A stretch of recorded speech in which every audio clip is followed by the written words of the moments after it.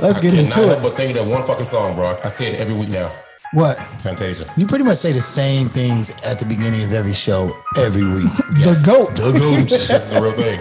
I don't want y'all to forget. That's... I want to welcome y'all to from the pull up on the corner Convo, episode 67, I believe, if I'm not mistaken. I could be. I think it might be 68, actually. It's 60. Somebody look it up. You know, somebody tell me something. It'll be inaccurate. It can be inaccurate. It's going to be posted all over the front. Like thousands of others across the country. 67. It's a place to go if you want to be seen. And to a lot of folks, it's the information center of the neighborhood. Down south. You already know what that is, though. That's the GOAT. I switched it up this week. And I love who that is. And formal words. Funk is in the bag, and the bag is the bass, and the bass never change. It's a groove. As soon as you hear that groove, I know I got you. I know I got you. I know I got you. Hey, look. Welcome to the Corner Convo, episode 67. Should have started rapping, bro. You know, I thought about it, man. I will be your host for the evening, morning, afternoon, wherever you are at in the world. We want to thank you for tuning in. It's tuning in to the thing. Are you tuning in? Yes. Okay, all right, that's cool, like man. Radio dial. Yeah, the dial. My name is AMON. Say what you want. Just spell my name right. You heard? Clicking. Motherfuckers of all time. One of the best singers, one of the best looking motherfuckers you've ever seen. Hold my drink, bitch. He's like a wild card. Like I've met him before. Like, Oh, you done changed up. Wow. Feeling sexy today. You know what I mean? Jack, the success junkie. Naturally, he's magnetic. Oh, wow. You just got the whole thing on. He's magnetic. That boy started cheesing down there. Yeah, she knows what she's talking about. Wow. Shout out to my boy AB. What up? Tad, you got the... Nope. I'm about to be on some real murder shit, man. Yes. You know I'm telling you, man. I hear you. Any nigga that ever looked at me wrong, owes me money, or ever said any jealous bullshit about me is fucking dead. You understand what the fuck I'm saying? Hey, they're fucking dead, man. Tad, you got to do certain shit. She's like a motherfucker down there. It just sounded so beautiful. You know what I mean? Let me bring this down, man, for the the hostess with the mostest. Fuck out here. Hostess. Where did that come from? I don't know, man. Let's have some fun. Fuck it. Hostess like, Huh? Hostess is feminine, yeah. Oh, okay. I never disrespect. I'm an African genius. So from now on, you will refer to me as the African genius. I'm an African genius. So from now on, I'm an African genius. So from now on, I'm an African genius. So from now on, you will refer to me as the African genius. You did. What was that?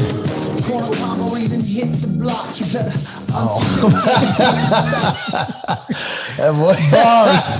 That boy got bars. Yeah, them bars was heavy. They only on the explicit uncut edition. Game hit the stop. All right, that's enough of that. That's enough of that. They was getting. Yeah, that was I feel away, bro. Crazy. Yeah, your bars definitely never get out. I don't have any bars on record, bro. You're a rapper though. See, and you rap all the time. All the fucking time. All the time. I'm the only dark skinned person on the show.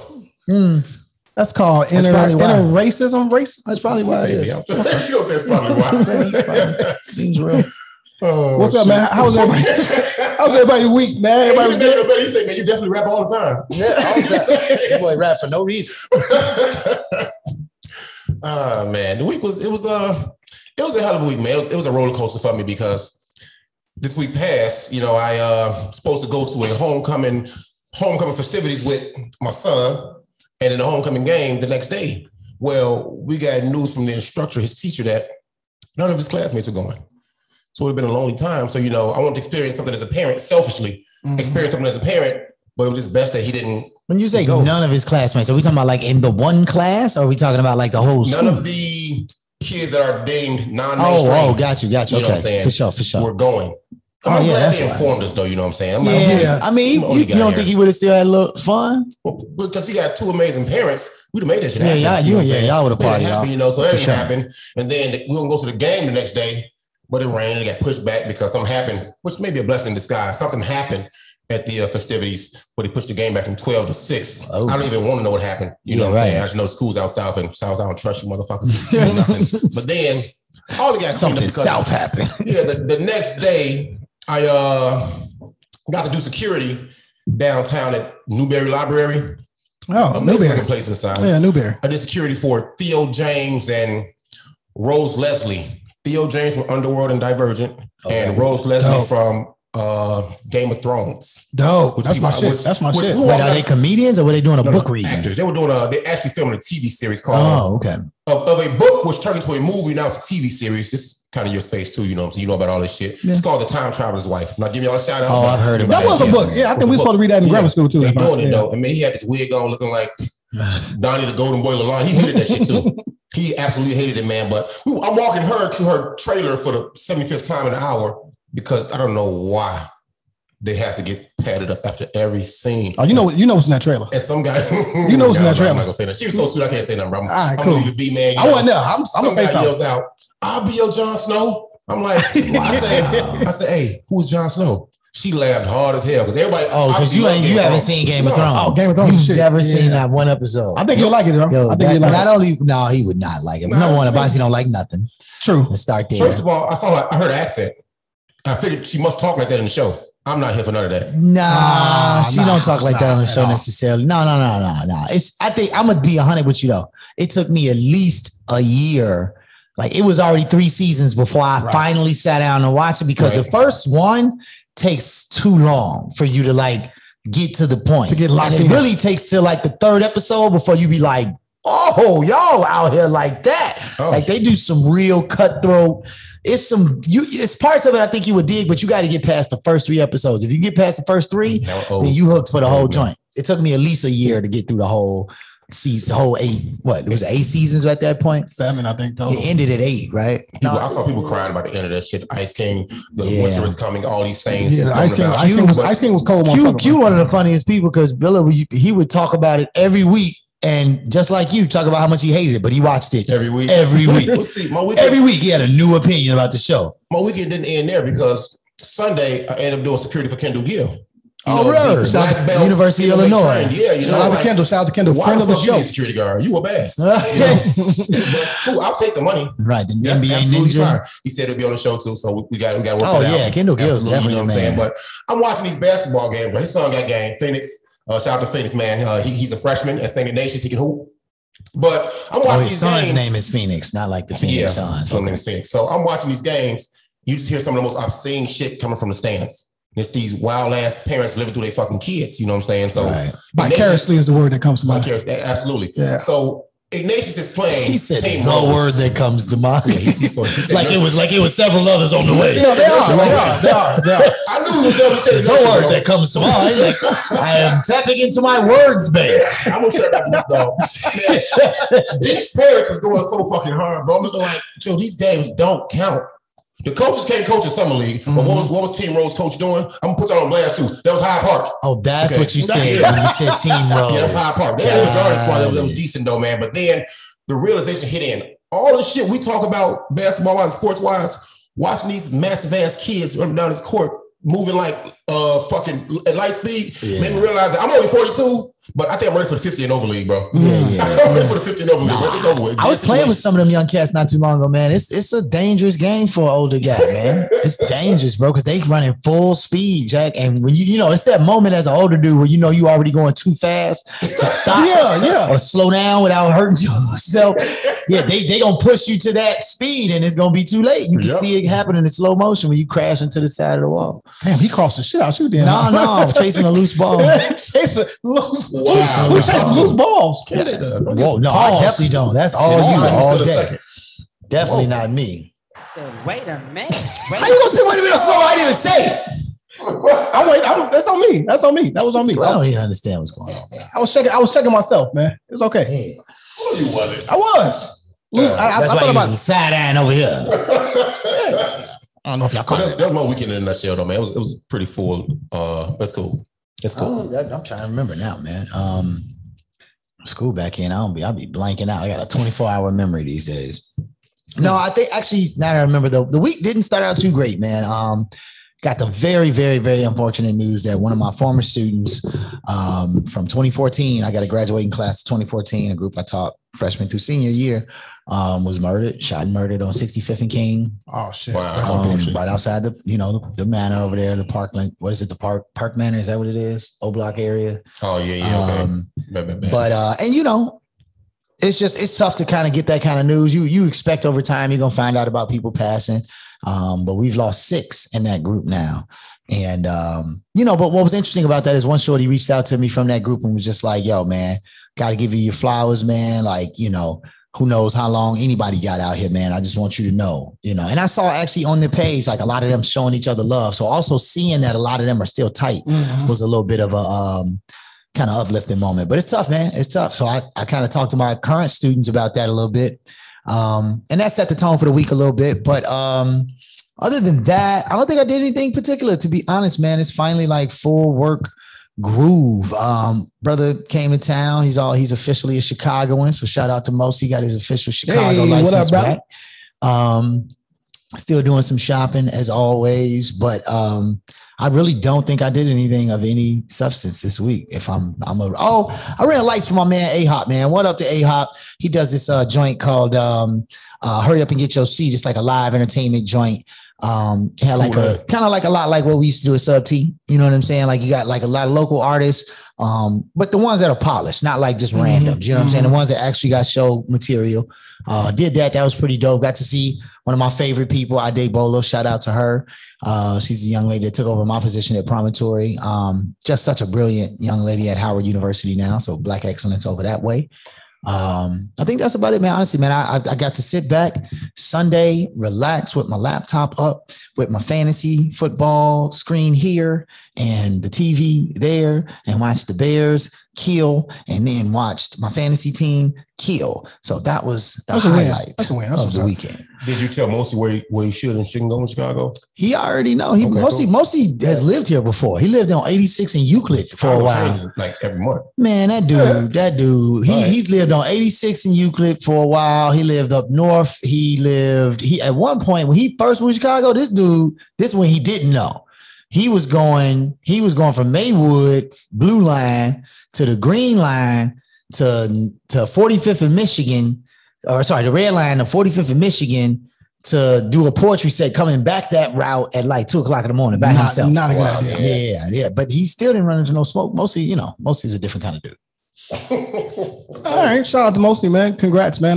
We will be at the new crib very soon. I was there. Yeah, it's dope. Yeah. Obviously with me, man, nothing, man. I'm just trying to make us, and keep our spot, number one podcast in Chicago, man. Got some things going as far as sponsorships are concerned. Waiting on some emails. People are receptive, so it's been going well.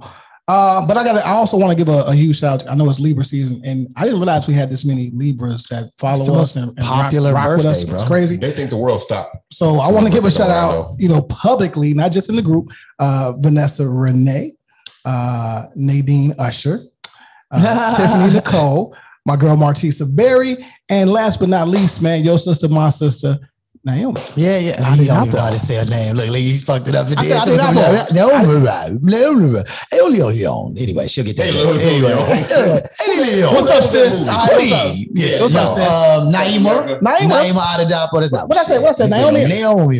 Yeah, I'm sorry. I'm super tweaking. You got to realize it's been all long. good. Say that again. Naima. Naima. It's a John Coltrane song, yes. Jazz. But yeah, shout out to Naima for sure. That's not baby sis, it's younger sis. And definitely shout out to Lisa. You know what I'm saying? Lisa's Libations. Also today on the 5th. Keisha, shout out to you. Happy birthday. We did some research maybe a couple years ago, or some scrolled across my timeline. October 5th is the most popular birthday in America, meaning the most people are born on October 5th. So what day was they fucking on? It has that sometime in January. No, it's the New Year's. It's definitely the New Year's way for sure. But man, it's a big deal. Libra. There's always a lot of Libras around.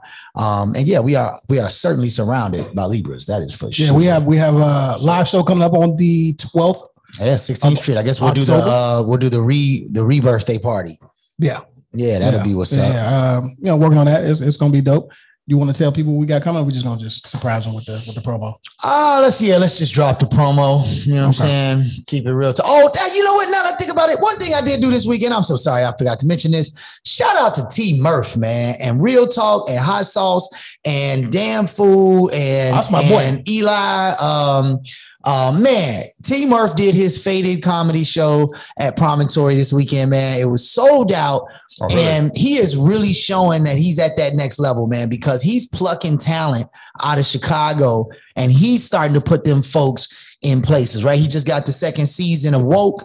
You know what I'm saying? Clap it up to that brother, T Murph, man. Like watching these guys, man, grow out of the, the corner bar comedy show on a Tuesday. You know what I'm talking about? And now they really doing great things, man. Good. Big shout out to T Murph, man. That show was amazing. I totally blanked on that for a second. Definitely friend of the show and definitely coming on. So y'all look out for that too. It's gonna be dope. Let's just go ahead and kick it off. As normal when we start in Chicago, man, and work our way out. Your Bears kicked Detroit ass. I mean, look, it's Detroit.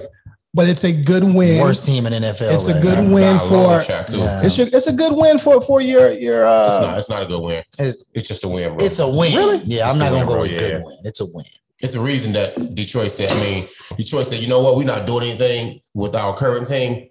We'll give you our current quarterback. You know what I'm saying? For your current quarterback, for the Rams. Yeah. You know what I'm saying? Just take the motherfucker. Yeah, that's true. That was a straight up trade. They needed that win. I gotta stop calling them Chicago Bears.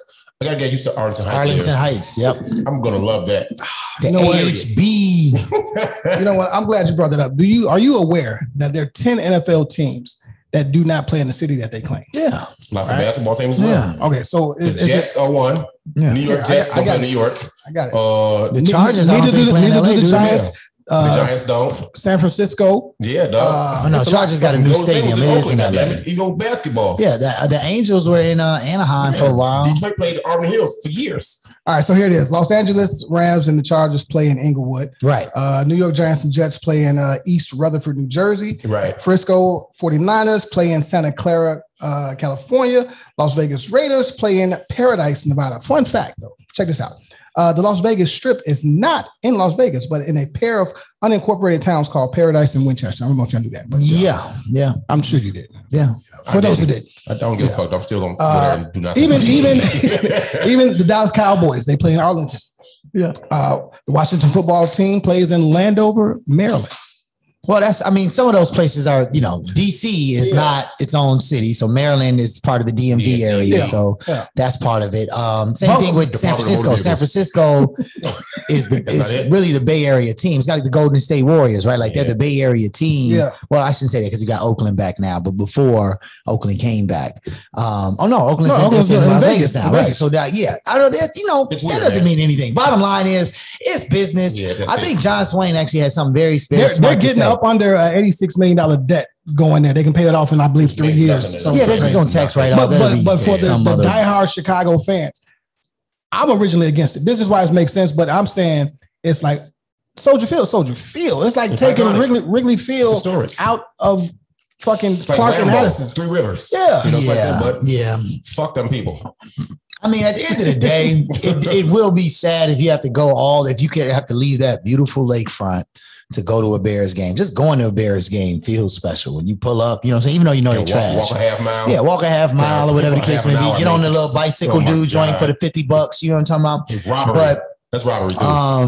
But it will piss me off because I'm moving right over there. So the fact that I finally will be close enough to just walk to the game and back. And what do they replace that with?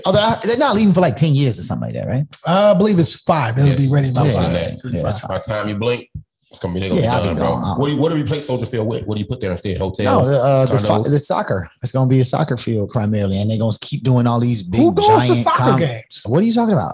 A hell of a lot of people in Chicago. I know. I understand. It's not gonna produce. No, they do. Do you know how many concerts they do there over the summer? I did the math last night at work. Yeah, actually, the math last night, and it'll take a whole season pretty much of fire games to produce the revenue that the Bears produce in a game. Nah, it's not just soccer. I'm not saying that the numbers are wrong. I'm saying it's not just soccer. They're just gonna up how many concerts they do there. People are just gonna do more. So they're not tearing it down. They better do it before November and after motherfucking March. I mean, I guess I don't know. Maybe they do tear it down and put up some brand new skyscrapers. Yeah, I don't know. Yeah, fuck it. Next. I'll tell you right now, them tickets way too expensive as it is. So if you go to Arlington Heights, you better drop them tickets. Ain't nobody from the city coming.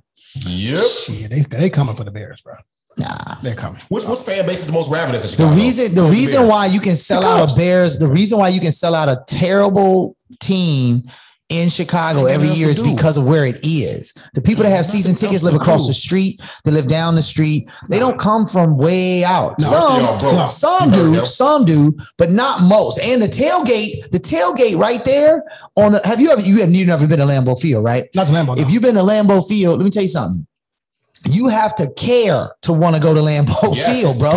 It's not just cold. It's right in the middle of a neighborhood. The people that go to that game, it's literally Lambeau Field, and then all of the surrounding streets are houses and driveways. Like you park in people's driveways, bro. Really, yeah. So like, it's not a beautiful place to go. It's just smack in the middle of nowhere. No, I disagree. So people who are there go. But I'm saying is that the reason why you tailgate. The reason why you see people going to Soldier Field now is because on the lakefront, the tailgate is amazing. It's beautiful. Tailgate is dope. You get the downtown atmosphere. I tailgate is Northwestern. It's dope. It's dope. Tailgate is tailgate. What I'm saying is, I'm not going to drive all the way out there to tailgate. Shit, you crazy. I'll hop the train. We run extra trains or the metro and go tailgate a Bears game. On lakefront. We run extra trains from all around. Right, exactly. Now, and all of our neighboring suburbs, all the way up to Antioch. So you telling me that that the trains are going to be full going all the way to Arlington Heights to tailgate and then come all the way back? You lost your mind. Yes. Let me tell everybody else something that's listening right now, though. Those that drive out there to tailgate, the troop is going to have a field day on your ass. Exactly. That's they're going to be looking for that. Exactly. Don't do it. Don't you believe it? Well, shout out to Justin Fields, man. He had a decent game. Yeah, decent game, man. I mean, at the end of the day, the Lions, bro. It was a really bad team, man. I mean, like the first couple series where Detroit should have scored. It don't look good. It don't look good. The Bears do not look good. They won. They beat the Bears. Yeah, they does not look good. I can't believe Justin Goff is that bad. Or Jared Goff, whatever his name is. Like the fact that he was on a team that almost went to the Super Bowl, and it seemed like he had something to do with that. He's miserable. Terrible. That Detroit line is also horrible. But yeah, no, they're a terrible, terrible team. You count it as a win because you have to. Yeah, but you certainly don't celebrate it. All right, that's fair enough. Let me ask you this though. You wanted to talk about Pride festivities. I want you to just go ahead and go. Because I didn't know where you were going with the Pride festivities. Well, nowhere in particular, man, but I just thought it was important because we are in the second year, 2.5 years of a pandemic. And I think this is maybe the second major festival they've had in Chicago, where in a small radius of it's no longer Boys Town, North Austin neighborhood. North Austin? Yep. Really? Wait, Austin or Halsted? Austin. North Austin. North. They dropped the second H. You start Halsted with and start with the A. North Austin. North Austin. Really? When did that happen? I didn't even know that. And they had 100,000 people. They had 3 stages. They had all the parties you could think of, all the festivities. And what was required was either you be fully vaccinated or you wear a mask. You see how simple that was? Right. You be fully vaccinated or you wear a mask. It's not like this conundrum they got going on with everyday people. I hate saying vaxxers, but vaxxers and non-vaxxers like beefing at war like Nas and Jay-Z, Biggie Pac with each other. Right. No, fam. Look here. Set some simple shit in place. Get it done. It really made me cry though, because I thought about Summerfest and I just teared up. Man. I mean, but that was different too. It was about, like, honestly, I mean, not to make no judgments or nothing like that, but the conversations that I know had happened related to Summerfest were about, is it better to cancel to make sure other people can be safe, or do you keep it going just so you can, keep it going, right? And he stayed more on the safe side. He wanted to make sure that he wasn't responsible for something that could change people's lives, right, in a negative way. And the Black culture, let's be clear. Yeah, for sure. And the flip side of the Pride argument is just that in general, there's a more free kind of open space for them. Like they generally, the people that are involved in that community generally, believe more in themselves. And it's not No. I'm not trying to make it seem like they don't care about other people's safety, because I'm sure that's not the case. But I'm saying that there is more of a general push to say, let's live, let's be free, and let's enjoy. Whereas I think, Summerfest was definitely in a space where it was like, yo, this is a responsibility to our neighborhood and our community in a specific way. And I'm thinking it was definitely too early on. Yeah, I think because we're at what? This is October 10th, October 3rd was this, or no, I'm sorry, the second or third. It was the first to the third. Right, and that was supposed to be September 11th. So they pushed theirs back. They put theirs back. Yeah. Right. So, I mean, there was also some general understanding that it might have gotten shut down anyway. At that time, they were talking about shutting down everything. So it's a lot of stuff in the air. Not 3 years ago. I don't know, man. I don't know, man. I talked to a few people in those. Oh, you talking about over at the Pride Fest? Yeah, I talked to a few people that are important in that space. They were like, "Nah, this is gonna be a go." Yeah. I mean, unless you give him a stop, you know what I mean, a big red flag. If he dies, he dies. That's what it sounds like in the war room. I don't know. Look here, man. Look here, they was gonna have it. But I mean, good for them though, because they do feel downtrodden. They need something to celebrate, and we all did it at this point. I mean, I did Hyde Park Jazz Fest, and it's a lot of older folks, and that's the thing, is like you generally would be concerned about an older crowd coming together like that. Now we were outside, right, and people spaced out somewhat. But for the most part, at the end of the day, all this stuff comes down to personal choice, man. Either you want to do it or you don't. If you don't want to do it, don't go. But don't turn it into a whole whirlwind about the people that do. If you don't go, you know what I'm saying? That's a good segue to another topic on this list. Go ahead and kick this out. As well as that, I mean, I want to give a huge shout out to the Chicago egg roll lady. Have y'all heard about her? I have not, actually. When I saw that in the So look, check it out, right? Wow, he said, well, you missed all the things. Bro, she makes 75 different egg rolls. Shit is amazing.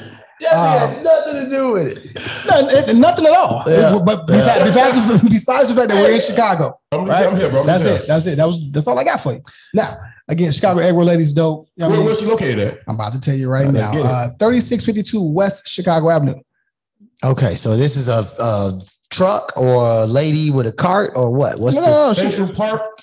She has a storefront. She has a brick and mortar store. It's new? Okay. New, yeah. I'm saying, if I know what the fuck that is. And it's called Chicago Egg Roll Lady. It's the name of the brick and mortar business. So let me take a wild guess. So why are we shouting out? Well, because first of all, she's a black owner. Oh, it's a black owner. Black owner, right? Cool. And when I saw the story, she initially only had her phone number, like it was her personal phone number. My man had this at the barbershop this weekend. Low key. He had a little styrofoam joint. Talking about it was a bunch of different type of egg rolls. One was like a jerk chicken, some or another. She got everything, bro. I didn't even get a chance to taste one. Now I understand where that's coming from. Pause. I can't taste an egg roll, bro. All right. Inertia, bro. Inertia. He's sorry for the inertia, dog. Come on, man. Joe, so that's gonna be a thing, because Jay's Backyard Barbecue and Three Kings Jerky are known for some of the most fire egg rolls out west, dog. Okay. It's going to be a competition. That's going to be real competition right there, to be honest with you. What was the spot right there on Madison and Central? I don't know if they're still there. Three Kings Jerky, bro. That's it? Okay. Three Kings Jerky. Yeah, you said she got 75 different different egg rolls. Okay, what wouldn't you like in an egg roll? Exactly. It's just fried and you put anything inside and you straight. A Philly cheesesteak, a chicken. I like the Philly cheesesteak egg rolls. I've had those before. That's what the Obama egg roll is. It's a Philly cheesesteak, chicken cheesesteak roll in one. Yeah. Man, that's just so I ain't never heard of that, but that sounds fire. It's delicious, bro. I should bring some, but we should definitely. Y'all not good people, man. You don't deserve that shit, bro. Okay. No, man. So far. Bossy, I want to talk to you about Chicago violence, man. It's picking up out here. And I want to start with you, obviously, because this is your space and your lane and you do what you do. Carjackings are spiking once again. And, I had a personal family member that recently went through this as recent as a week ago. Right. What would you suggest on how to avoid it or what to look out for? I don't think you can really avoid it, but what are some of the things, precautions that you should take? First off, we are glad your family member is okay. From the word bank. We are glad about that. What you say? Precautions. It came from from him tapping into his word bank. Like he definitely did four Sudoku puzzles before we got here. All day. It's not really too much you can do, and the things you can do at the same token are common sense. They're logic. When you leave an establishment, don't parlay outside too long. Don't get in your car and sit in your car for too long. Don't have your head down in your car. Don't focus on your phone. Have your Google Maps up before you get in the fucking car. If you go into a parking lot or something, use the main entrance, not the little side entrance by the alley or the side street. They're waiting on that, bro. Right. Look at the homeless guys. If they don't look homeless, you know what I'm saying? Keep your feet lightly on the gas and or the brake. You know what I'm saying? It's a lot of things. I made a list before. I'll put them back in a group. Or I'll send you. Yeah, I remember seeing that. Bro. You also got to be careful at your crib, though. Like that's the thing is like you know, people we talking about, they were just coming home, and it's like when you're coming home, you can still do some of those precautions, but at some point, you're just trying to get in the crib in the first place, right? So I feel like there's definitely something to be said about there needing to be, I don't know, some type of, you know, that what dawned on me with this is what, you know, that old commercial when an old person falls down. And it's like help, you know, life alert, right? My third favorite commercial of all time, bro. It's still funny. To me, that means that technology exists where you could have a keychain, something super simple like that. And if I'm being carjacked or a person pulls a gun on me to take my stuff, all I got to do, they not going to know the difference. All I got to do is pull this little pin or hit this little button, and it should life alert somebody that something's happening to my location. I feel that. I'm not saying that every person, I'm certainly not saying that like it's going to catch everybody, right? But I feel like right now we're just waiting until the carjacking is over. And then you go inside to call somebody if you still got your cell phone, because who got a house phone anymore, right? So what I'm trying to figure out is we have all this GPS technology that can do all these things. Facebook alone knows everything that it ever needs to know about you, right?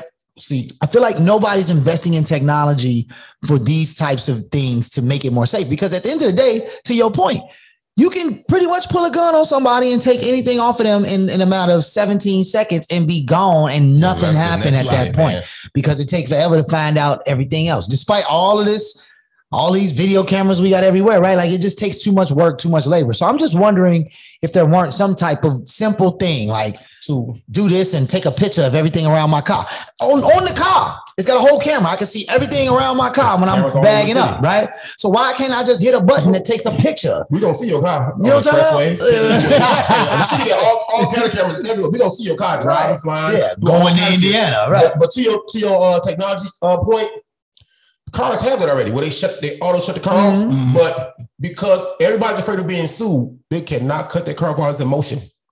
So they got when somebody cuts the car off, then they kill it. Right. So now, you can't cut off because it'll crash into somebody else. Jack your car, take your car, which I committed a felony. Go do all kind of bullshit. But if the car just stopped, like it's an accident, somebody written me, I get sue the car company. Whatever, bro. They broke into my mom's car in Wisconsin. Thankfully, she wasn't in it. And when they stole it, and that's exactly what happened, because it was too far away from the fob or whatever. Once they stopped it, it just shut off. They just left it where it was at. And then, like 4 days ago, no bullshit. Nobody's safe from this, okay? They tried to jack. It's a known guy around, fuck him, I'll say it, around Kimball and North Avenue. He's a known carjacker. He got a handgun with a drum on it. He tried to jack off-duty PO. What's a drum? Drum is the big, the super clip. I heard about this. Yeah. Bro. So then, on top of that, so people were like, well, she the police, she should have shot him and did the Rambo and this. I'm looking like, did the Rambo, right? He got 78 bullets. And she got a gun on her hip probably, or in her purse probably. Right. You know, she's the best thing she could do. She hit that motherfucking gas and stomped the trance out that bitch. Yeah, you know exactly. Yeah. Everybody dies. But look here, the reason it's spiking again, to answer that question, respond to that, the reason it's spiking again is because how long was this summer? It's still 70 degrees. It's almost November. Most crimes are crimes of opportunity. Yeah. And the opportunity is still here. And it's, matter of fact, did you see that stuff going down in Fulton Market? Joe. Like the straight up, like Wild West, like Billy the Kid shootout. You ain't see this? No, I missed that one. Bro, this was crazy. Cats was literally shooting out like 3rd floor, 4th floor, like condominium windows, crashing cars and other cars, hopping out the car. Like, yeah, it looked like Grand Theft Auto. It looked like Grand Theft Auto. It was like a Fulton Market, like right off Monroe, and like off of Halsted. Man, it was crazy. I mean, it's no different than broad daylight Saturday. That just happened in Austin. Motherfuckers jump out. They jump out West Side, Austin neighborhood. Motherfuckers jump out 2 cars. Y'all, man. Boom, boom, boom, boom, boom. Take cover. Boom, boom, boom, boom. Police right there. I mean, what you gonna do? You gonna stand up and be like, "Stop the bullets." Thank you. Stop the bullets, guys. I'm the police. I did not supposed to return fire. Police? Yeah. Well, it depends on what's going on. If it's a lot of other people around, you got to be careful. Well, look at it like this first, Amon, bro. It's a safety issue. Right. Okay. So now you hear a bunch of gunshots. You can't properly identify where all these gunshots are coming from. So now you get out there with your gun trying to be Pecos Bill or, a Walker Texas Ranger. Right. You getting your ass killed. Because in the video, I don't know if y'all saw that shit though, from the incident, they were shooting, the 2 cars pulled up and began shooting at the house. The house started clapping back. The first guy that got out to start shooting knelt down like, he was in the video game. Yep. He was the only one to die. Right. He knelt down. He was smart, but he knelt down, not behind cover though. Right. He got down in the street. Like, you can't see me. I'm ninja. He got linked right there. So now they're shooting back and forth, and the police are literally right there. And he get out, which I was upset with him, but he's a grown man. He can make his own choices though. Stupid police are stupid police. I'm just going to So he just shouldn't have got out. Fam, he shouldn't have got out while they're still shooting. Right. First of all. And then when the 2 cars pulled off, he walked to right in front of the house. Fam, how do you know who the fuck he was? Right. Knock it off. And then they took their car and he got back in the car, or his partner did, got over to the driver's seat, drove forward past the house. What the fuck is y'all doing? What was the strategy? I'm glad y'all rendered, you know what I'm saying? But people were mad that there were no charges filed. Who the fuck are you going to charge? Who you going to find? You got to place a gun in somebody's hand. Yes, somebody's dead, and the reason stated was mutual combatants because they absolutely were mutual combatants in this situation. You know what I'm saying? I hate to drag this one out, man, but there was that other joint on the E-way with the state trooper, man, the dude that got shot in the head. That was a suicide, though. That was suicide. Yeah, they can make it a suicide. Oh, I didn't see the other news. It's weird though.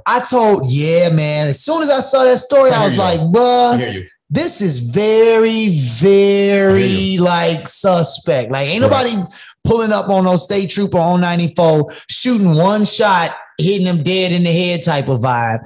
I thought it was more like a conspiracy, like dude might have been tied up into something he wasn't supposed to be, or he had some information he was about to let out. I didn't know that they came out saying it was a suicide, but that makes it even more suspicious to me. I'm just saying in general, man. To me, all this starts with the simple fact that it's too many guns on the street, period. It's just too many guns available. The only thing that can stop gun violence is less guns. And that is not an American initiative. Hell no. That's not something that these billion-dollar lobbies at the NRA, every politician, Obama included, everybody who gets these campaign finance donations for every election running back the last 120, 200 years. It's too many guns. This whole Second Amendment thing needs to be rethought. No, that boy's he's I'm going to leave it after this, bro. There was a video a couple years ago where there was a young lady who was selling product. She had a baby on her hip. I remember the video, and somebody pulled up and they were going to purchase something from her, and they started shooting at her with the baby on her hip. And then she laid on the baby to protect her, right? Yeah. This is the same house. Yeah, bro. I remember that. Wow. I didn't know that. Yes, the exact same house. Now we have a unit in our city for places like that. It's called a something buildings unit. Trouble buildings. Something buildings unit. So it's like buildings unit. They touch up, they go to those every day. Right. Why these people still live there? Right. But you see how difficult it is to get the bad guys to uproot the bad guys from what the fuck they doing and where they at to get them somewhere else, bro. It's difficult. It's difficult. Yeah, no, it's definitely tough, man. I mean, pretty soon you're gonna have people walk around with cannons. Man, there's a law in Texas on the table, if it hasn't passed already, where you don't even have to get a concealed carry license. You as long as you can purchase a gun, you good. You got some Tom and Jerry shit. Yeah, exactly. Yeah. I mean, look, like I said, man, we did a study with my class a couple of years ago, and it's just like, when you look at the gun laws, they don't make sense currently. They're all based on antiquated. They're based on when it only bothers you and you. Right. It don't bother criminals or the cops. Right. It only bothers y'all, dog. The laws are written and based on an amendment when America was trying to succeed from Britain. And so the idea that you never know when they was going to roll up on you got 500 yards of land to see them coming. And you got 2 musket bullets. You know what I'm talking about? That's what these laws are from. These laws have not been updated for these, but you know what I'm saying? These full round 250 shot Call of Duty guns. You know what I'm talking about? Like these laws have not been updated for that. And people keep believing in the hype because they want to believe that they need it. And the truth is you don't. The truth is you don't. But that's the problem. And be careful too, because people running around now with these paintball guns that look like real guns again. Bro, I ran into a whole situation like that when I moved back to Chicago, where a cat was like being funny. Me and my little bro, shout out to Justin. We was moving my stuff back to Chicago, and some cat thought it was funny late night, like midnight, to shoot paintball pellets at our car. And I had my window down. And so the first couple of pellets hit like my dashboard and all I heard was, so me and him are both like, oh shit, like we getting shot at, right? Only to be like checking on each other, like, you good? Like, looking around, I'm like, yo, I definitely got hit, but like, I'm not bleeding. I ain't got no hole in my body. Like, that's bullshit, only bro. to come and find out. So it's like, yo, that's the type of thing that if I had a weapon at that time, banged your ass, Paul. right? Like, and I catch that woo, woo, woo, woo, and I'm not just in protect mode, and I come back up, right? I'm justified, but that's the point. The point is, like, we keep creating the scenarios where you should be justified to shoot a person, and it's just a lot of scenarios, and we just need less guns. It's just that simple. Less guns on the street. No, I agree. I totally agree. Y'all kill that. No. Yeah. Bars. Low key. Don't worry about it. And check this one out. Cannon. Wow. My boy Nick. Well, I tried to connect the pandemic though. You just said fuck me up. No. I was rolling. So Nick Cannon, new daytime talk show. What do y'all think? Where you at with that? Do you even care? No. Why would I care about a daytime talk show? I have a daytime job. I'm never going to see his daytime show. That's not a thing. How many black daytime talk shows have there been? Not a lot. And how long do they last? So that's you got Montel, you got Oprah, obviously. You got Steve Harvey.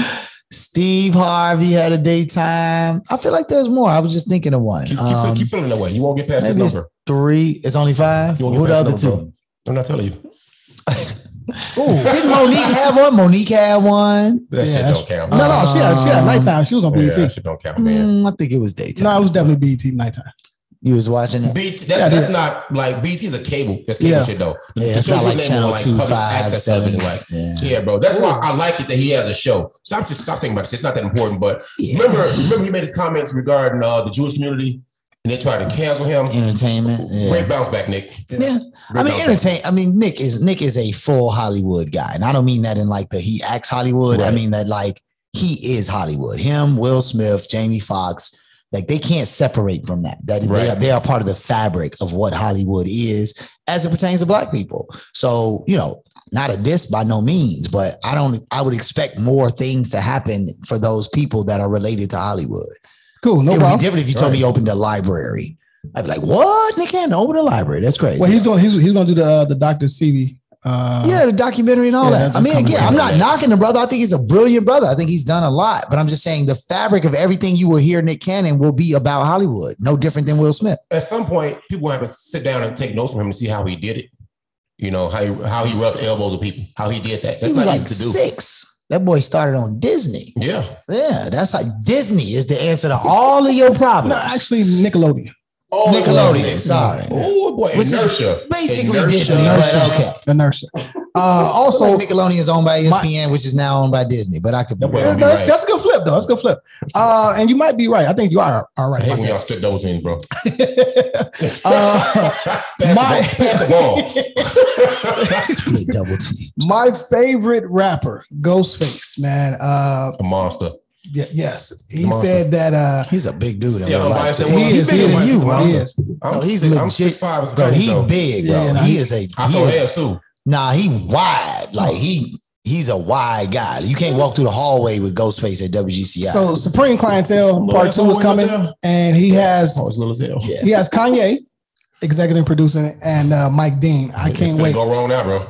Nah, man. Now I do see where you're going because Kanye fucked up Nas shit. And Tiana Taylor. Come on. Right? Whoa, fucked up. She said it. We didn't say it. She said that shit, bro. Man, number one, man. Who? Never mind. I want to hear it. Go ahead. Yeah, we're not speaking for anybody. If I'm sitting at a table of people and I'm trying to get musical genius information, and I got Kanye on this side, and I got Tiana Taylor on this side, who am I going to listen to? I'm gonna listen to the newbie who really is basically somebody who's taking advantage of a clout chase moment, or a person who is an absolute musical genius for artists way beyond her level that she will ever meet. No diss to Tiana Taylor. I like your music, but I'm not gonna compare her musical knowledge to this man. Now, as to whether the album felt the way she wanted to feel up, that's their personal business. Ain't got nothing to do with me. You got the veins in his neck popping out. Because that's ridiculous conversation. That's like asking somebody who's never been a judge or a lawyer to render legal advice. What are you talking about? At a 10, we use about a 6, bro. About a 6, bro. Right? You use your teacher speak. So how about this though? Let's listen to the fans who got a chance to listen to both albums though. Fans don't know nothing about music. And then we're gonna listen to Tiana Taylor as well. You know, she wanted a certain feel. Kanye took off a lot of his tracks that would have completed. If you listen to the first album, okay, yeah, it was decent. Okay, here's my answer to that. You shouldn't have gave Kanye final edit power. Now, if at the end of the day, that's what you wanted, you wouldn't have gave it. You wouldn't have gave it to Hit Boy. You wouldn't have gave it to Ninth Wonder. You wouldn't have gave it to nobody else. You gave it to Kanye because Kanye is a musical genius, and you don't know what Kanye know about music. Simple and plain. You got 3 colors: light skin, pink, and red. You turned all 3 of them bitches just now. I hate when people have these goofy conversations about like who knows more about something when it's clear. It's not about who knows more. It's about the sound they want. She wanted a certain sound, but she didn't know that, or she wouldn't have trusted him. If she knew the sound that she wanted, she would have made sure she got that sound before she put it out. No, she trusted him because he's a genius. So what about Nas? What about Nas? Did he not fuck up Nas' project? He definitely didn't. Not from my standpoint. Musically, he didn't fuck it up. Hit Boy shit was way better. Let me tell you something. It depends on your musical taste at the end of the day. Fair. Right? Even the artists, these artists do not have the same level of palette, bro. Like it's not the same. I know how much shit the sound though, dog. I tell you what, ask Hit Boy before he puts out an album. You having a different conversation right now, Kanye, though, bro. Yeah. I'm gonna connect the dots. Ask Hit Boy if he's working on a project. If Kanye decided to call him, ask Hit Boy if he gonna take that call. He's gonna say yes 100% of the time because he understands that Kanye has an ear for the game. Like, from a production standpoint, though, let's be clear. Right. So what you're saying is the artists didn't like it, fans didn't like it, right? Kanye did too much, whether it was Tiana Taylor or too little, or Nas, whatever. Point being is this.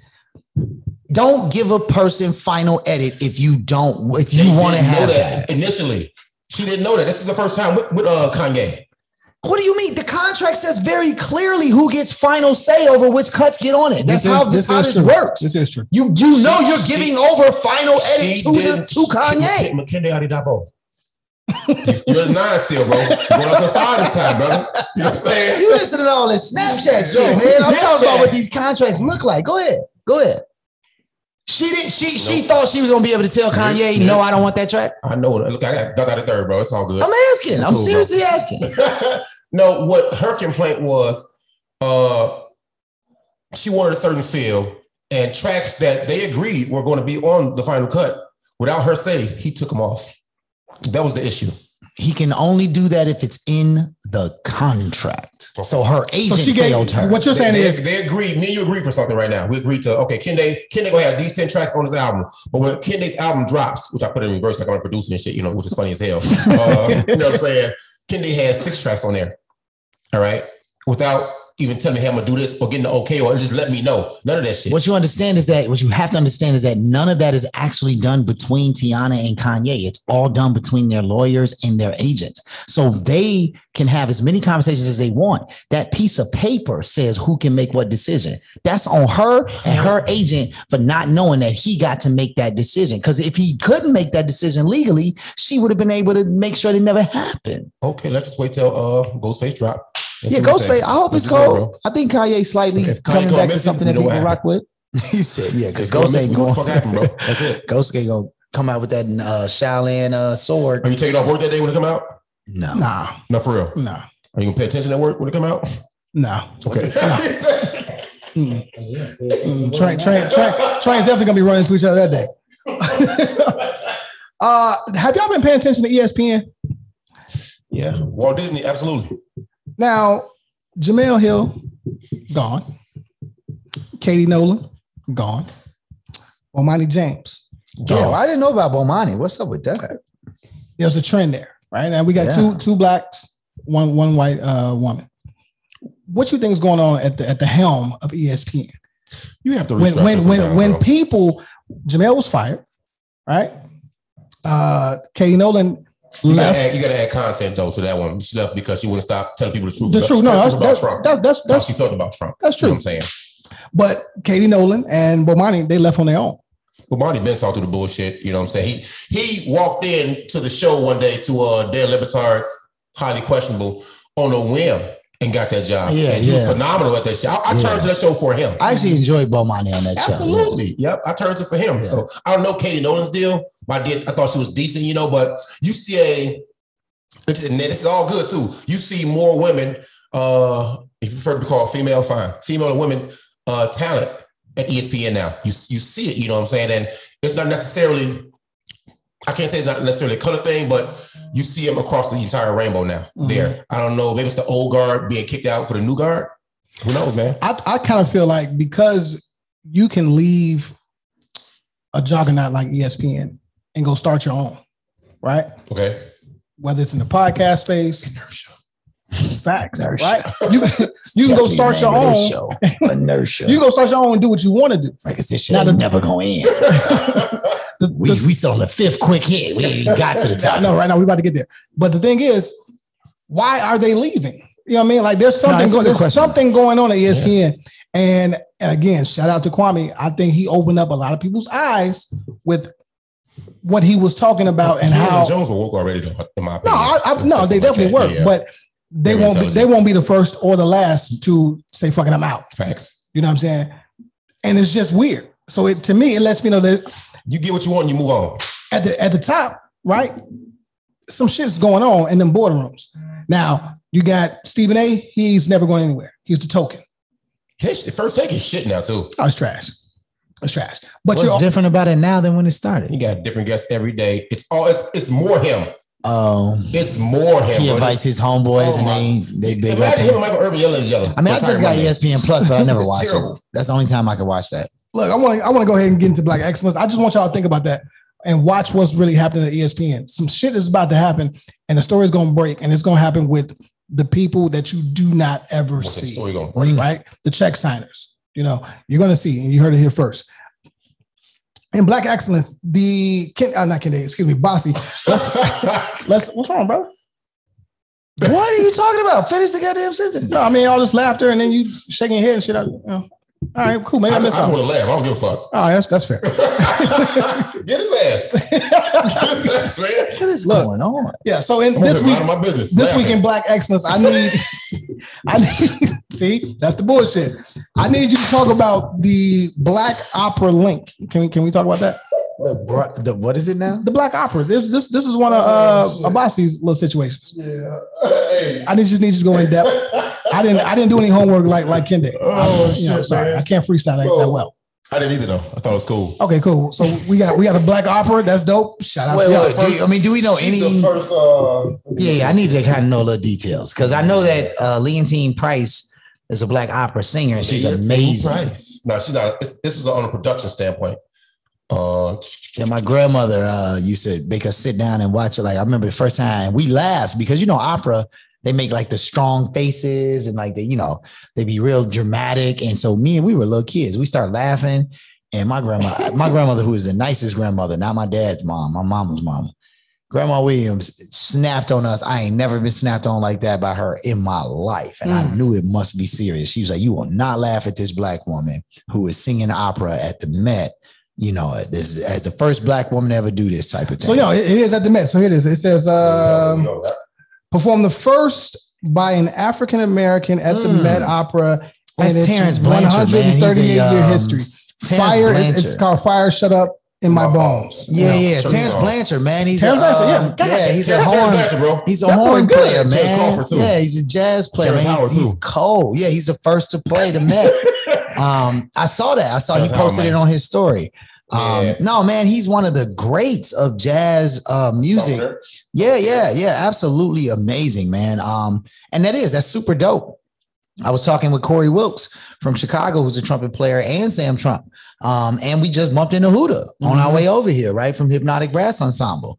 And all them cats play trumpet. And when they saw that story, they were like, this is what it means to see that next level. Like the Met, particularly in the opera space, this has been 400 years, probably 138. You know what I'm saying? No, I'm saying, oh, that's how long the Met's been around. So yeah, exactly. So for it to be 2021, that's crazy. And you now have a black composer, because what it is, what's historic is that he's composing the piece. Okay. And he's a jazz musician. But it's amazing. Why does it take so long for a guy that has been nominated for 2 Academy Awards for film scores and 5 Grammys for his jazz records, bro? No, he's amazing. You know what I'm saying? Because people don't give it's just like hip hop. You know, people don't give people who produce hip hop records composer status. They're like, oh, well, you didn't write it on paper. Like legit, like that. When you get an award for composing, you have to actually write the notes out or have someone write the notes out so that it's a sheet of paper. And this is a part of the historic psychology of European history. They told African folks, oh, well, yeah, we know that Egypt existed and we know that these people, the pharaohs and all them existed, but y'all didn't put it on paper. So it's not a real thing. Unless somebody wrote it down, it's not a real thing. It's not valid. So we're going to pretend like it didn't exist. No, that's just like in the jungle, the mighty jungle. How is it like that exactly? Because that was written by, it was a guy in Africa, his group. Oh, yeah. You're right. You're absolutely right. Exactly. But he never wrote it. Yep. They recorded it. They got all the value for it. Exactly. I mean, this is classic European culture. All right. Next up, the Coast Guards have their first 2 black women pilots. I thought this was dope. All right. Commander Janine Menzie and Lieutenant Commander LaShonda. So shout out to y'all, man. I know that's dope. That's dope to be a pilot. Let's be safe in these friendly skies. Then we got to talk about Bubba Wallace, man. Willing Talladega. You know, and like my boy said, man, if you ain't first, you're last, man. That's the best line. You know what I'm saying? If you ain't first, you're last.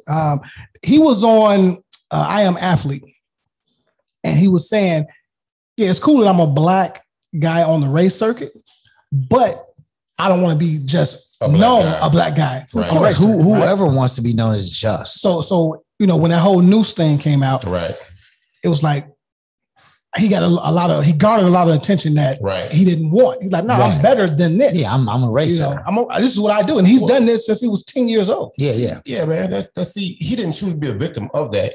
So it just happened. Whether he wanted the attention or not, it was needed, even if it wasn't for him. It was needed for what's going on in every sport, damn every sport, what's going on in several facets of society and in the world, man. So, I mean, kudos to him for finally winning, because they were looking at him like, hey, you guys' attention, you haven't produced the win yet. Have y'all ever seen like a group of people that really love NASCAR in like one room? Yes. Nah. It is the epitome of like red racism. Like it is very... Very. I mean, they were pissed they had to take the Confederate flag down. Yeah. You know what I mean? So, and they raced right outside of the stadiums was put the Confederate flag. Right. NASCAR is a tough crowd. So to be a brother in that crowd and to be winning, I mean, it's much like when Serena and Venus started winning. Driver, and Arthur Ashe and all that. When black folks started winning in tennis and when black folks started winning in golf, that's when all the talk started, right? These are the historic, you know, sports that are kind of supposed to be reserved for white people. Even hockey fans are more accepting of black players, even though it ain't that many. But like NASCAR, they do not want black folks touching that. They do not want to be around you. They want you sitting in the audience when Bubba is winning. So shout out to that brother. Smashing. Let's not skip past this though. Why you got skin showing, bro? Yeah, I was definitely gonna get on these jeans. I was definitely gonna get like this whole he tried to hide this one. He flipped that part up. He flipped that part up. So this is what Inertia do? That boy is wearing his teenage daughter jeans and thought that me and Bossy wasn't gonna see it, fam. Like, okay. The boy got his whole inner thigh sitting on. That's not black excellence, bro. That's not at all, man. You pull like literally, his daughter left some jeans here on her way to college, and he was like, "Ooh!" He was in the mirror, like, "Oh, you probably the only one that can fit those." Okay, start 31 slim. But you win. What's the thought process behind those pants? They just like real quick. Just probably one too many washers in the wash machine, man. Okay, that's not how this happened. I didn't buy these like that, man. But it's not a problem. You focus on the wrong shit. You focus on the wrong shit. Next question for next show. We can move on. Next question for next show. Should grown men over 40 wear ripped knee jeans? That's gonna be a question for the Facebook. Can you put that on the Facebook page? We're gonna take pictures of his ashy knees. We take these pictures. Men shouldn't do over 40. Okay, bet, guys. Yeah, men over 40 should not be wearing. All right, jeans. No, that's a great transition. It's a great transition. Yo, that's definitely gonna sell. Inertia. Check out that's the how big the commercial brain gotta on be like the Calvin Klein commercials.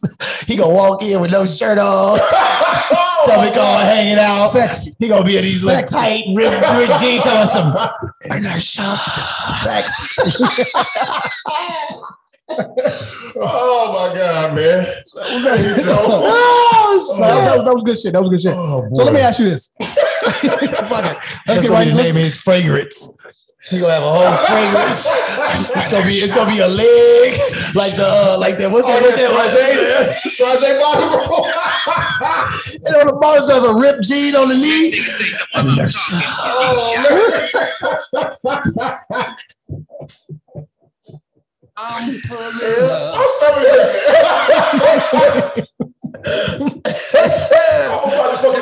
I'm about to put a commercial out tomorrow.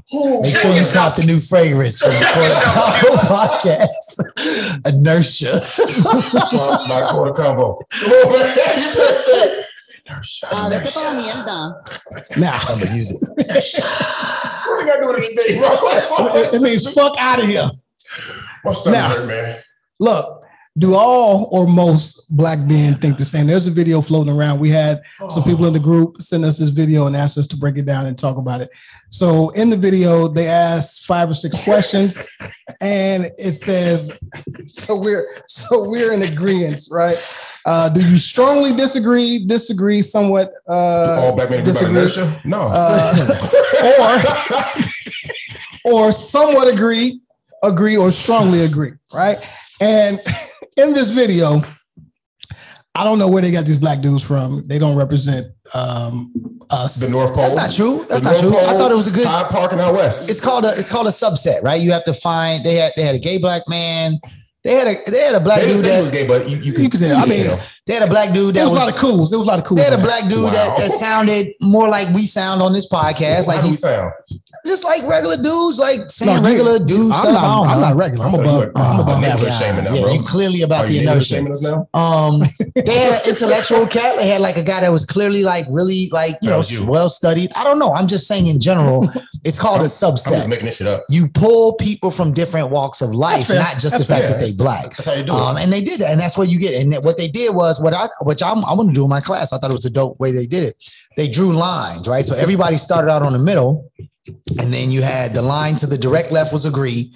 The line to the direct right was disagree. Then it was like strongly agree. The middle was strongly disagree. Right. Yeah. It was somewhat agree and strongly, right? Both sides. But it was cool because the dynamic of it is, if you watch the whole video a couple of times, they start off in the middle, and like they'll start spreading, and they see most people over there, and then you watch them physically change their mind and slightly go over, which I thought was interesting from a sociological perspective, because it talks about this idea that the initial question is, do all black men think the same way? So answer that. And what I saw, well, no, all is no. I mean, all is no. Do most yes for the fuck of it? Do most black men think about these particular things? That's a different question, but all is just completely ridiculous.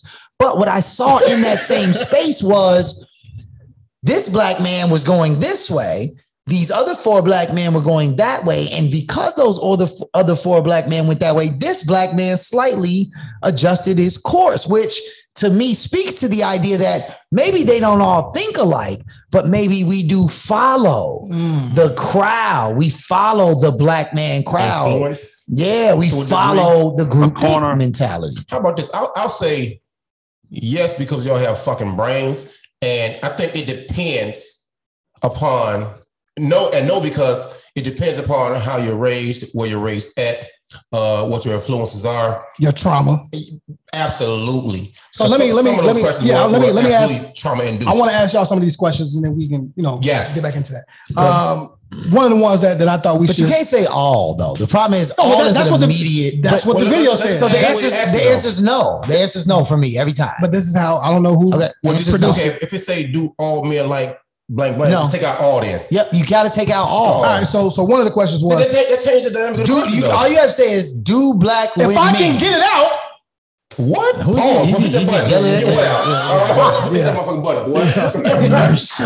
a minute. Wait a minute. First of all, it's not gonna be that like you just say you just commercial. If I can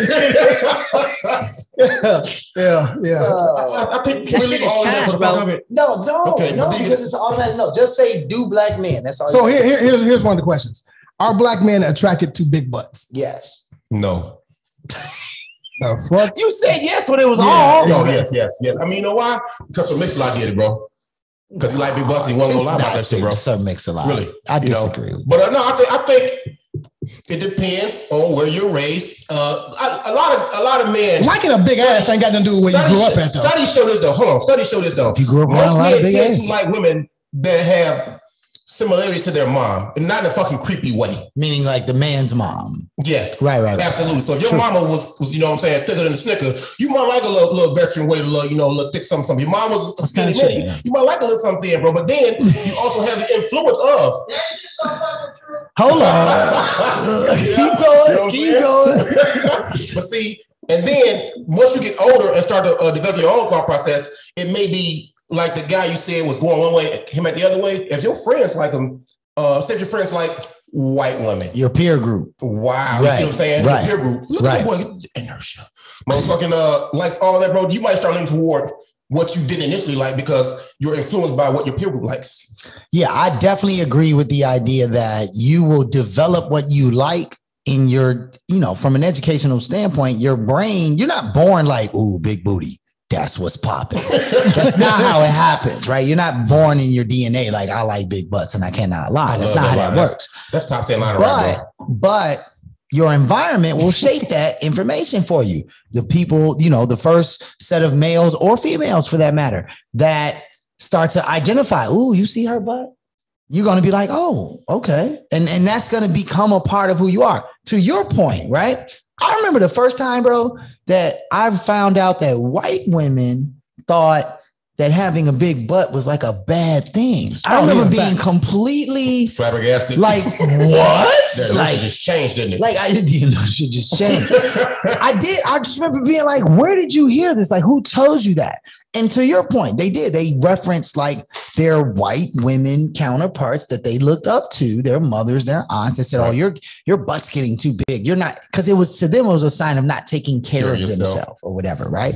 So no, I think that black men like big butts? Yes, I do. Do I think that it has a lot to do with the socialization? I mean, I could give you the whole history lesson. I'm gonna just say a word. Look it up. All right. Venus Hottentot. Whenever you get a second, whenever you get a second, well, it's not that much different than Venus. I know you're talking about. But Venus Hottentot, look that up. That will give you the history of where the fascination. And to be honest, it didn't come from black people. It came from white men. White men created the fascination that we see in the media with the black butt, because white men put the black butt literally on display in museums. That's a sad story, man. All across the country. And story. It didn't come out of the museum until 1988. So that's what that is. But yes, do black men like big butts? Yes. Come from too? Huh? Ain't that where the term thought come from originally? Ooh, that might be a new one. I didn't know that. Think about it. I'm gonna have to dig down on that. Do that research. I think I did it before. Yeah. Let me ask you this then. Can you be pro-black and date a white woman? Yes. Which was another question. It's gonna be hurdles. You're gonna have to jump a lot of hurdles. I don't think you can. No, I think you can. I mean, let's go first then. I don't think go ahead. My bad. I'm gonna tell you why, right? If you're pro-black, to me, that means you're pro everything black, right? So there are two ways you can look at it. You can say, well, whatever I do in my bedroom, right, doesn't make me less pro-black. But how can you date marry a white woman and be pro-black when she doesn't understand what black is? What if maybe she doesn't understand what black is, but maybe she's fully 1,000% committed to developing resources and making sure that the black community grows and making sure. That's a plus. But guess what? I don't know what happens when you have children, right? Now, even though when you have a mixed baby, it's black first, too, bro. Yeah. Right? You're still black, but you've changed the bloodline. So what I'm saying is, can you actually be pro-black and have a white woman? My answer is yes. And being that you can support all things black still, right? Even though you marry white, that doesn't mean you don't support your black women. And don't mean she got to show up to the wedding in like a turban or nothing like that, right? Like, go ahead. No. And then, you know, if you saying you can't have a white wife and be pro-black, you have to throw out the phrase or the catchphrase, love doesn't have a color. You love who you love. You got to throw it in the garbage now, bro. And do you believe that you love who you love? Yeah, I do. You see what I'm saying? So then you got to throw it in the fucking trash, dog, you know. But I can see, like he said, there are hurdles because people will look at you like, well, you know, how can you be so for us? I love to throw the fucking fist at work too, I do. So they be like, why are you doing it for no reason? Like, do that shit, what's up, Fitzpatrick? I do all that, bro. All right, Lieberman. One time, Lieberman. Have a good day, Lieberman. All right, McNichols. Yeah. But if that same dude go and hit you with the, all right, Jackson. Right. Jump on his ass. Pause. I don't play that. What? Yeah, okay. But yeah, you can't be pro-black, man. It just takes a little more Thompson. I'm be like, oh well, no, I'm stop playing. But, as long as he bring it down. All right, on top, bring it down. You know what I'm saying? There are white stones. It's funny enough, you know, but yeah, man, you can do that. You can do that, man. It's not unheard of. Matter of fact, you see it all the time. Think about some of your famous people now that have. Dr. Umar Johnson, bro. He is one of the biggest voices of the black, experience. Then he just married two black women, all right? Well, he might have married them, but he's got an affinity for. What you mean? Might have married them? I don't look, man. That definitely happened, though. Hey, man. Let me tell you something. It's some marriages out here that be spoken of that don't happen on paper, that don't happen legally. I'm just telling you this. We talk about that. Yeah, I'm telling you real talk. It's a lot of people that get married for public sake. It don't really happen. And I'm just saying, beyond his getting married to two black women, he got an affinity for the Caucasian women. It's a real thing. Funniest memes. So does what's his name? Jordan Peele, much as he does in the Jordan Peele, and that's why he know how scary it is to be in white people's neighborhoods because he there all the time. He told you to get out. Your man's in them, Don Cheadle them. There you go. Like, it's a lot of cats that I think represent black culture very well and speak, in a positive way for black people that like white women. I don't think that makes you a non-black supporter. I just think it does create hurdles for how you have to kind of but manage your space. If I marry a white woman and I'm pro-black, the first thing that they go to, you can't be pro-black if you have a white woman. You can. You just have to do a lot more answering of that question. You can definitely be pro-black. Being pro-black does not come with some requirement of who you are with. Being pro-black is that your vision. Tiger Woods up here. Your vision to be pro-black. You can be white and be pro-black. You understand what I'm talking about? Like, you can be a non-black person that's pro-black. But that's weird to me. It's weird, but it doesn't mean it's not real. Break down the term pro. Right. Facts. I am for black people. So yeah, whoever I have sex with, whoever I take on dates has nothing to do with the fact that I am for black people. Dave Chappelle, right? She's Asian, right? Yeah. Yeah. You know no, Filipino. Sorry, Filipino. Don't hurt us, Dave. Asian Pacific. Asian Pacific is the All right. Another one in that particular video was the N-word. Should all races stop using? Man, I'm reading this book right now. To me, absolutely, bro. I definitely agree. I saw a video where a police was talking to a Latino male, and he kept saying the N-word with an A, and so he said it to one cop, and one cop said it back with the R. He said, I'm not your N-word with an R. And the Latino guy said, I didn't say I said I'm like, both of them is fucked up. Yeah, you're not supposed to say that, right? You know what I'm saying? You shouldn't be saying it. You should be saying, but this is what people try to say, well, rap and movies and black culture have made it acceptable for everybody to say the N-word. Motherfucker, no, it hasn't.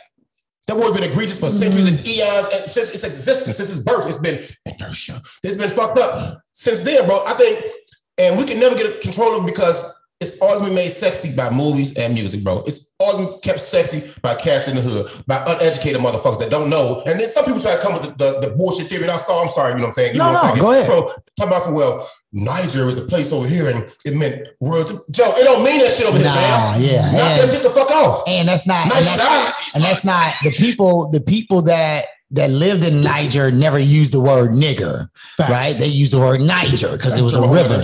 No, dead up. Look, check out this book. I just started reading it this week called The N-Word by Jabari Hassim, and he makes similar points. The whole book is based on this idea of who should be able to say it and who should not. Nope, I didn't mean to hit the play. I just meant to bring up the chapter. Joe Jones? No. Again, The N-Word by Jabari Hassim. It's a really interesting book because I have some Hispanic students that have a bunch of black friends. They live in the same neighborhood, and I hear them sliding it off. And it's just like, yo, man, like, you know, like I don't know, my personal viewpoint on this is like you. Right. They specifically chose that word in the first chapter of this book. He outlines every first written account of a white slaveholder from Spain, Portugal, whatever, where they wrote niggas. It was AH. Right. But that was meant to describe an African of less intelligence. That was specifically what it was written as, right? And the first recorded accounts of Africans coming to America, niggas, right? It had nothing to do with Niger. Nope, at all. Now, it comes from the Latin. In Latin, nigar means Niggar means black. Mm-hmm. So that's what it was, just a simple term to say, oh, they black. Right. That's the history of it. But I haven't gotten deep into the book yet to know, but he raises all these same questions you just did. You know, is it really okay for black people? Can you take the power back from the word? No. Is it something that you gain some kind of access to? Right. Is there any value in that? No. Definitely need to check that out. So shout out to Jabari, man. I'm definitely checking this book out. I don't even read. I might have to check that out. No, this is going to be worth it. That's an audio book, right? Audio, yeah. I mean, I do audio because I travel during the day. No, I got it. And I read too many dyslexic comments. Another question that I thought was interesting was about homophobia. Is it a big issue only in the black community? Want me to take off? You say only, yeah. Go ahead. This one it says is homophobia a big issue in the black community? It's definitely a big deal in every community, but I think the stronghold on homophobia has been bigger in the black community because we tend to hold on to our sexuality tighter, man. To me, I think this is generational trauma at its best. You know what I'm saying? Because of buck breaking, because of the things that had to go through. That may not ever go away, man, you know, and now, to answer the question, I'm answer the question first. Yeah. No. Okay. It's in every community. Does it have a different role in the black community? Yes, because we tend to shame our kids or our friends or our counterparts for things that other cultures don't shame theirs for. And I think that's sad, but this is 2021. It's not as rampant as it was in maybe the 70s or 80s or 90s. I know about the 70s because I have people that live there and they tell these stories. I grew up in the 80s. I remember that. I grew up in the 90s. I remember that where you could not be so overt with your sexuality or you would get shamed or you would get picked on or assaulted or anything. Now it's 2021.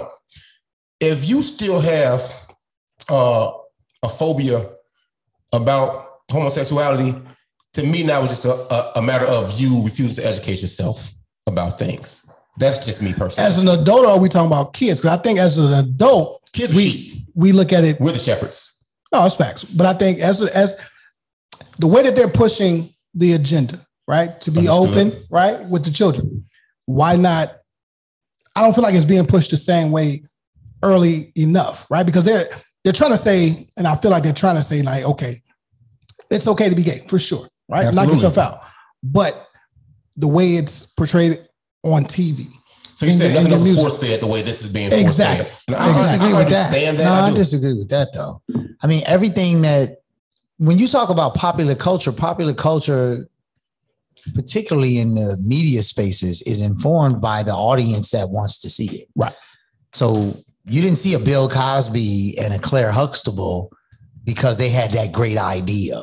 That was in the late 80s, early 90s when you had Black college graduates saying, we want to see a show about us. So you can't divorce media from its audience because media is dictated by its audience.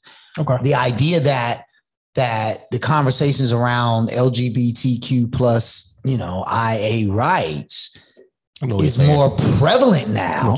Yeah, of course you're going to see it more now because you have more people saying they want to see themselves, right?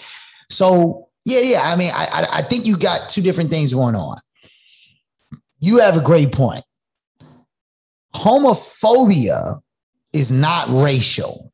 No, not at all. It's gender, sexual specific, right? Different cultures treat it differently. It's not racial. Now, in the Black community, is homophobia issue that has been prevalent within it? Yeah. Yes, but the problem with that conversation for me anyway is that so has sexism, so is racism. Every conversation that happens that's not specifically about Black people also applies to Black people. Thus means you have to add that to the long list of shit that Black people have to consider and deal with. Absolutely. Right. Now, phobia is another piece of this. Because phobia means fear of, and I don't know that that's the proper term. I think that there's an uncomfortability. I don't think that Black men are scared of other Black men that are gay or other white men that are gay. I don't think they're scared. No. I don't think they have a fear. I don't even think they have a fear of it like tainting their space or whatever. I think that there is an uncomfortability with that lifestyle because you weren't raised to believe or understand that could be a thing. And we were raised to believe that. Church, I appreciate y'all for that. Right. And yeah, you got to give a lot of credit to the church because they were hammering that point home. So the phobia of being homosexual to me is attached to the word, the N-word, right? You can never get rid of the negative connotation that it comes with.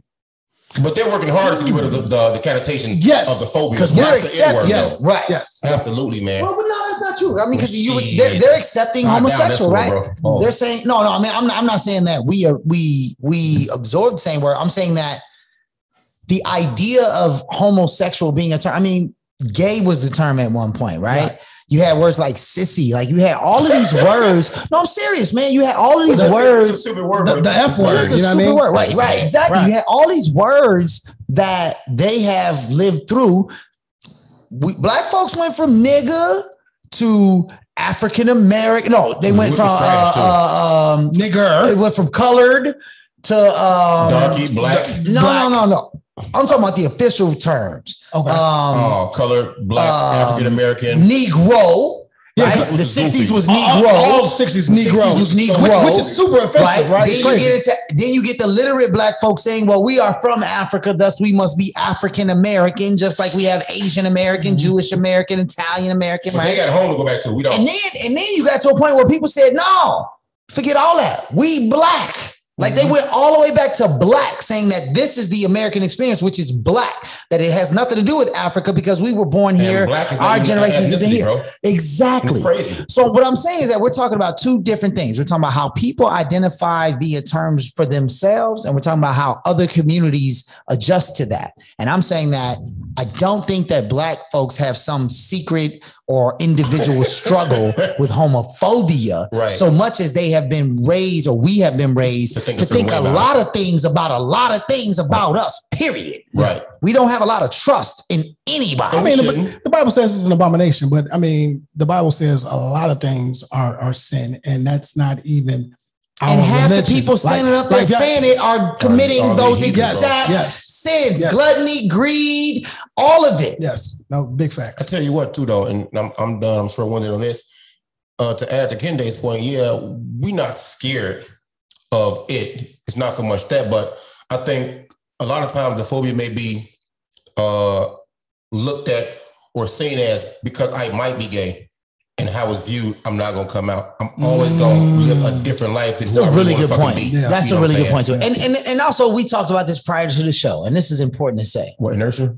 We definitely didn't talk about inertia prior. That was a brilliant moment in Black history. Inertia will live forever. The Black Calvin Klein never gonna but there is something to say about this idea that if you are a man and you happen to be Black and you just don't subscribe to the full pantheon of queer, values, right? Simply saying, hey, I'm not familiar with that. That's not how I vibe, does not make you homophobic. But society tries to pin that on you, though. Well, that's so media. That's media. That's media. And I agree. They try to force you to be an ally. And that's why I think it's important. That's why I think it's important to say that it's also okay. That's why I say I don't want to say phobia out of it. Gotcha. Phobia makes it sound like you're fearful. You're terrified. Oh my God. That's not what it is. Like you scared of spiders. You scared of snakes. You scared of the boogeyman. You scared of, you know what I'm talking about? Scared of the police. I definitely don't fuck with scary movies. But this doesn't, just because you don't subscribe to a set of values of another person does not make you fearful of them. And that's the problem I think I have with that. Got it. That particular line is that we use phobia as if it means that just because I don't follow those value systems, that I'm fearful of you. Right. No, it's not my value system. You don't rock with my value system. Clearly, they don't call you heterophobic. Yeah, I mean, you will never hear that, right? No, they don't say you light skin phobic. That's not a thing. They don't use phobic. I am light skin phobic. It's a powerful word. Too much credit. I mean, Nas said it best, man. Y'all get too much credit. Nas said it best, man. People feel what they don't understand. I guess it's just a man. You know what I mean? Hey, that beat nasty. Fire. I tell you what, though. Fire. It's October 5th or 6th. I've watched Thriller every fucking day of the month so far, bro.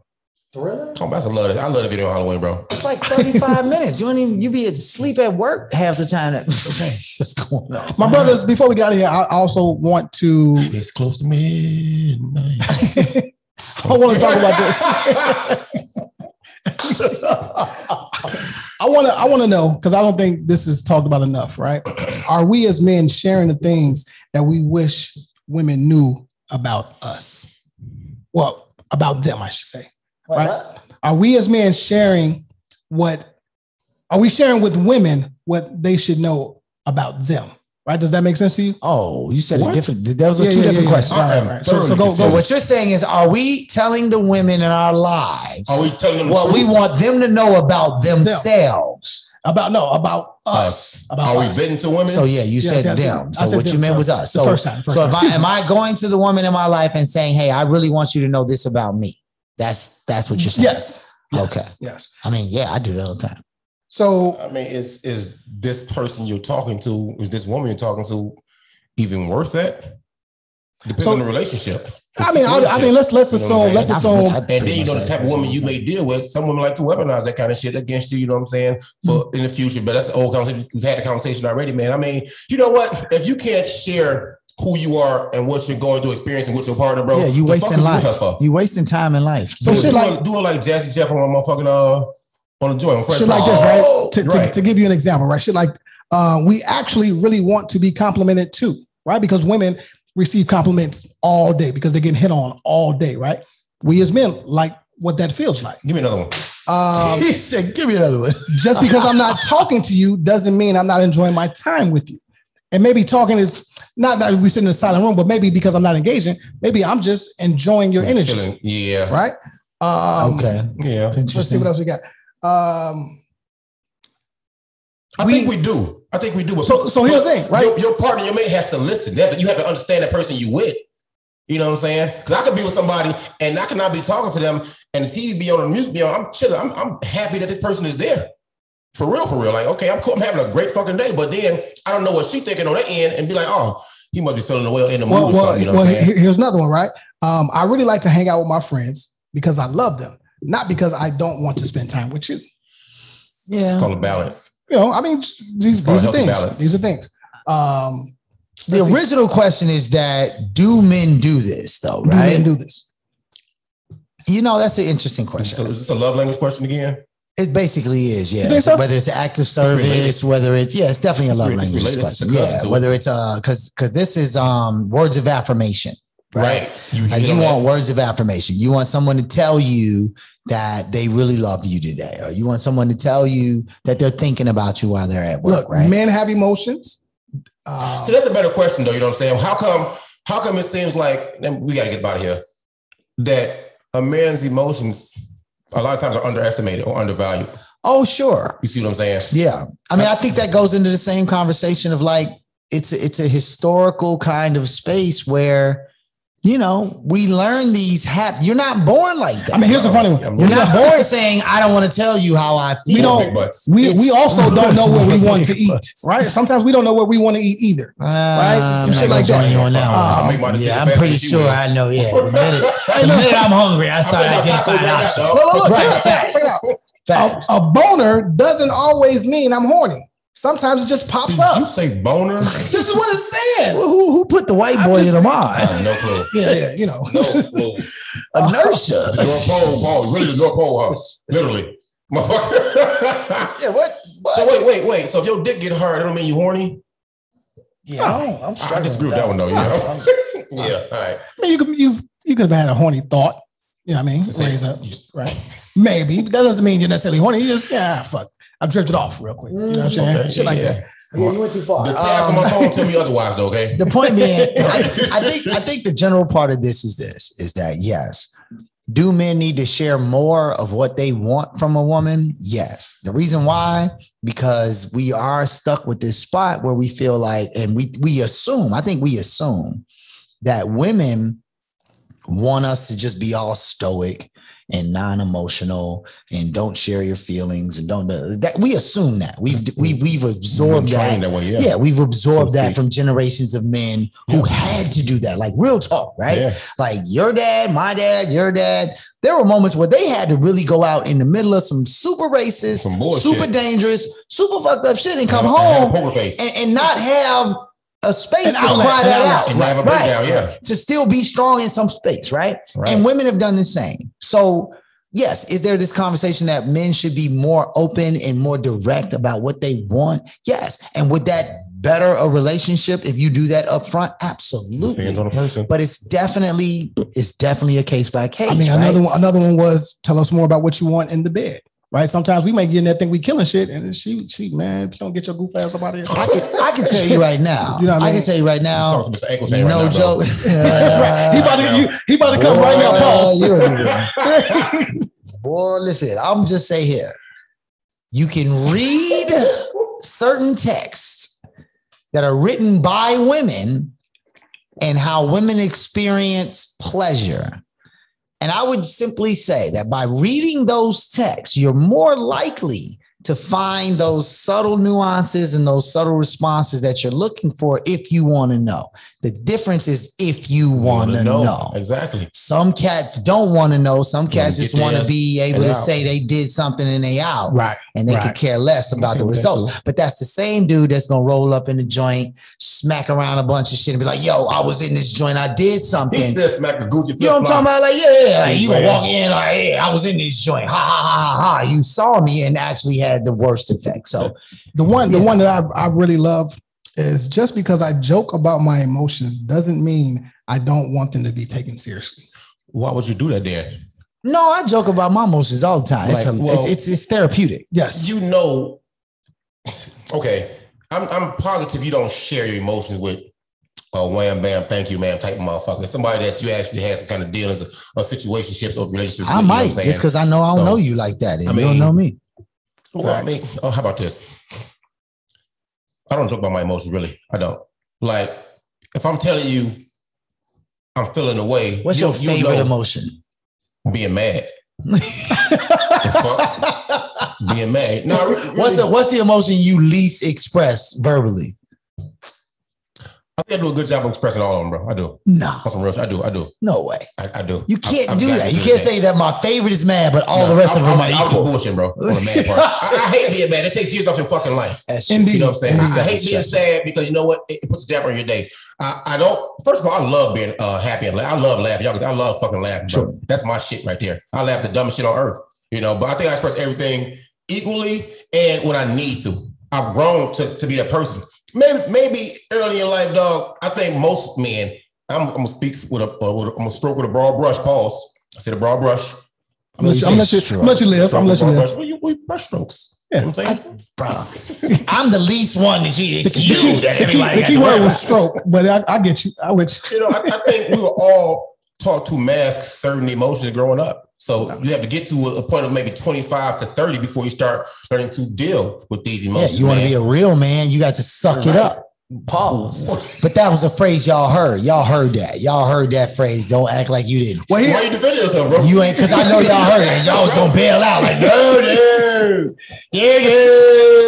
I mean, Bossy just said it. Look, our feelings get hurt, but we're trained to suck it up and deal with it. Because of that, we have a tendency to be really bad at communicating First of all, our feelings. Suck shit up, fam. Fam, put your finger down, fam. Hey man, it's homophobic, man. You're right. You know what? It's homophobic. The inertia of the conversation got to me, bro. You can't. The word "suck" should not automatically mean gay, man, or homosexual, man. It's just a word. It means, yeah, suck. That's what. Let me have a sip. That's all I got. I did that for y'all. But yeah, so it up. Yeah, it's great too. Just not silly. The nurse is too strong. The nurse, Nah, man, we're gonna get out of here, man. But I just think that maybe women don't know. Do you really express your emotions, bro? I do. I do. That's that's equated. Expressing your emotions. I'm sorry, dog. It's equated with vulnerability, bro. A lot of times men don't want to seem vulnerable, and that's the thing right there. But you're taught that vulnerability is weakness, man. It depends on how you look at it. I'll be straight though. I'll be straight, right? So I know for a fact that I am not a openly emotional person. That's all I'm trying to say. I express them equally. In my own space, when I'm by myself, I can definitely experience high levels of emotions, and I go through my range of emotions, and I process that. Yeah, right? When you called me that day, that shit was hilarious. Yeah, exactly. I'm not nearly as comfortable doing that same process in front of other people, but I recognize that comes from a lot of conditioning. It comes from a lot of.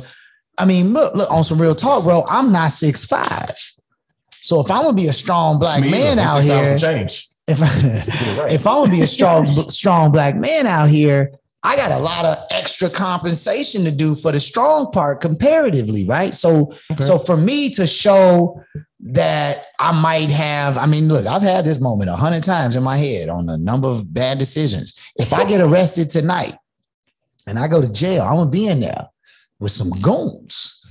How am I going to express to them that like I'm with the shits and I'm not taking nothing for no answer, right? So those types of thoughts, right? Those are the things that I've been conditioned to understand, that I have to go in ready to fight. I have to be willing to knock out the biggest dude on the block. Why would we fighting though?